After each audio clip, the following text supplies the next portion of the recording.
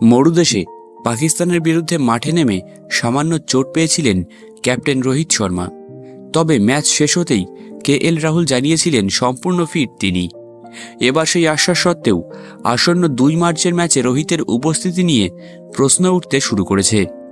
বোর্ডের একটি সূত্র মারফত খবর, রোহিতের শারীরিক অবস্থা স্থিতিশীল, তবে হিটম্যানকে নিয়ে বাড়তি ঝুঁকি নিতে চাইছে না BCCI। তাই বিগ সানডেতে ভারত বনাম নিউজিল্যান্ডের ম্যাচে বিশ্রামে রাখা হতে পারে তাকে। হ্যামস্ট্রিংয়ের সমস্যায় ভুগছিলেন রোহিত, তবে এখন তিনি সম্পূর্ণ ফিট। কিন্তু স্বাস্থ্যজনিত সমস্যার আশঙ্কায় তাকে গ্রুপ পর্যায়ের শেষ ম্যাচে বিশ্রামে রাখতে পারে BCCI।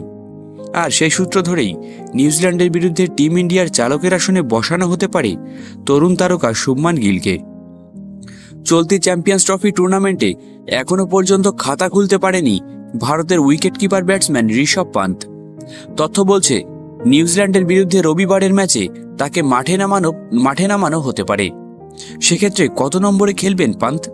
হিসেব যা বলছে, ভারতীয় দলের টপ অর্ডারে কোনো বাঁহাতি ব্যাটসম্যান নেই। আর ঠিক সেই কারণেই KL রাহুলকে বসিয়ে রেখে আকসারকে আগে নামানো হচ্ছে।